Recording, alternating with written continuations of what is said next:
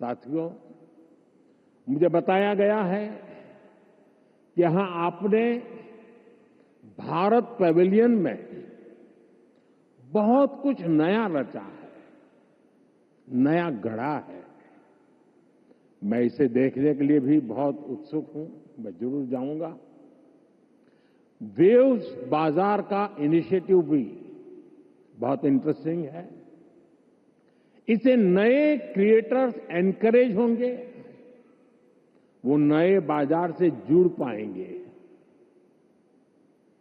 Art की field में buyers और सेलर्स को कनेक्ट करने का ये आइडिया वाकई बहुत अच्छा है।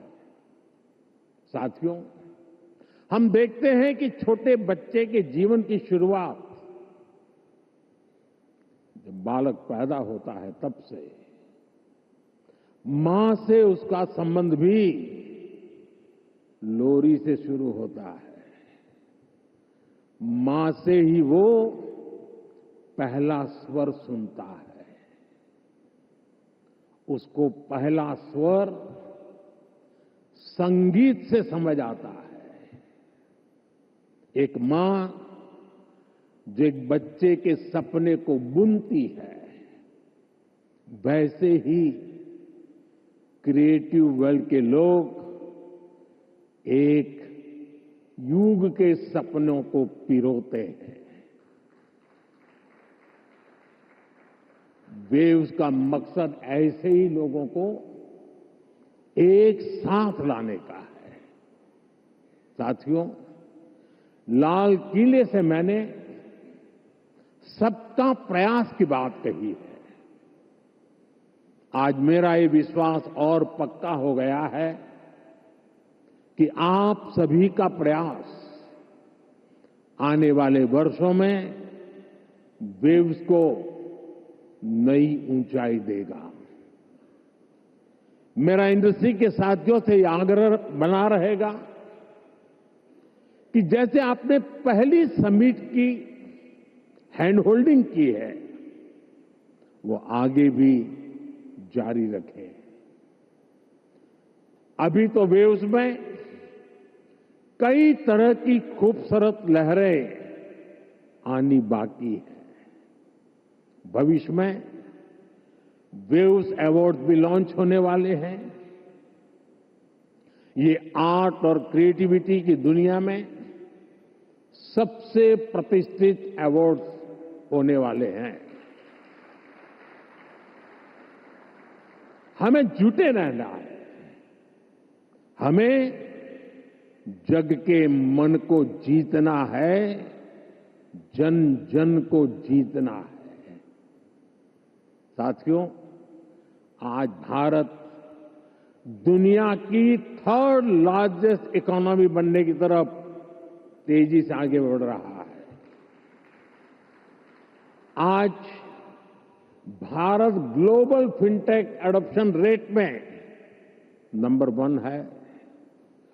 दुनिया का सेकंड लार्जेस्ट मोबाइल मैन्युफैक्चरर है। दुनिया का तीसरे सबसे बड़ा स्टार्टअप इकोसिस्टम भारत में है।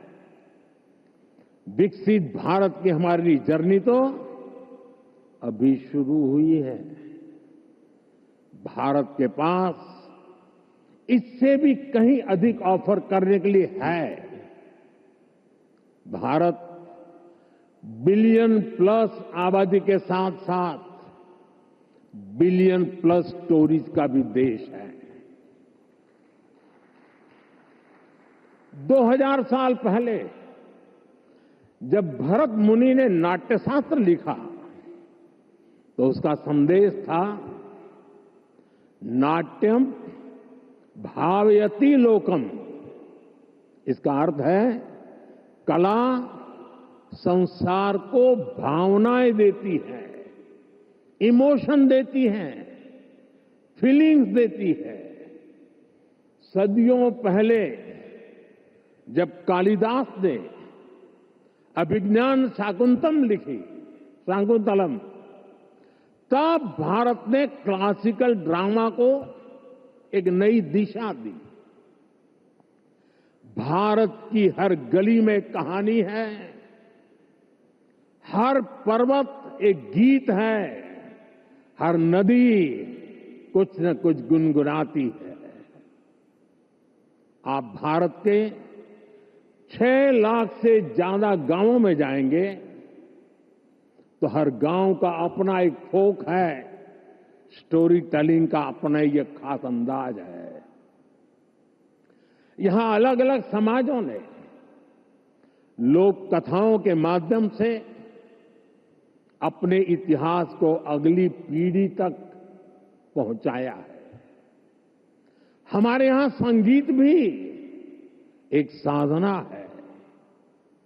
भजन हो, गजलें हो, क्लासिकल हो या कंटेम्पररी, हर सुर में एक कहानी है, हर ताल में एक आत्मा है।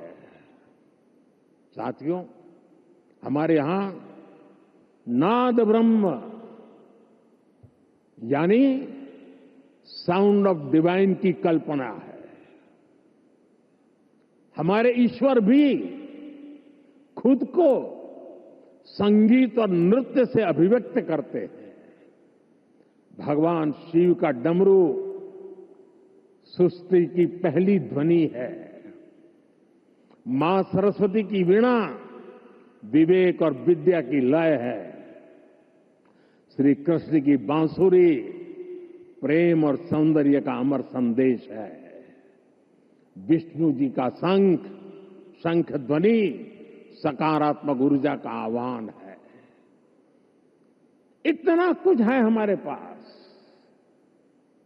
अभी यहां जो मन मोहने वाले सांस्कृतिक प्रस्तुति हुई, उसमें भी उसकी झलक दिखी है।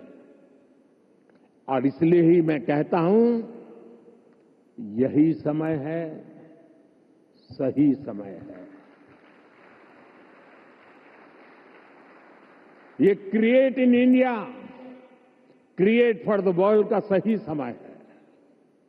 आज जब दुनिया स्टोरी टेलिंग के लिए नए तरीके ढूंढ रही है, तब भारत के पास हजारों वर्ष की अपनी कहानियों का खजाना है। और ये खजाना टाइमलेस है, थॉट प्रोवोकिंग है और ट्रूली ग्लोबल है। और ऐसा नहीं है कि इसमें कल्चर से जुड़े विषय ही हैं। इसमें विज्ञान की दुनिया है, स्पोर्ट्स हैं, शौर्य की कहानियां हैं, त्याग तपस्या की गाथाएं हैं।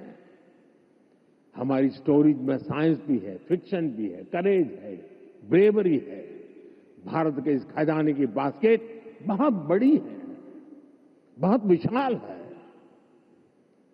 इस खजाने को दुनिया के कोने कोने में ले जाना, आने वाली पीढ़ियों के सामने नए और इंटरेस्टिंग तरीके से रखना, ये वेव्स प्लेटफॉर्म की बड़ी जिम्मेदारी है।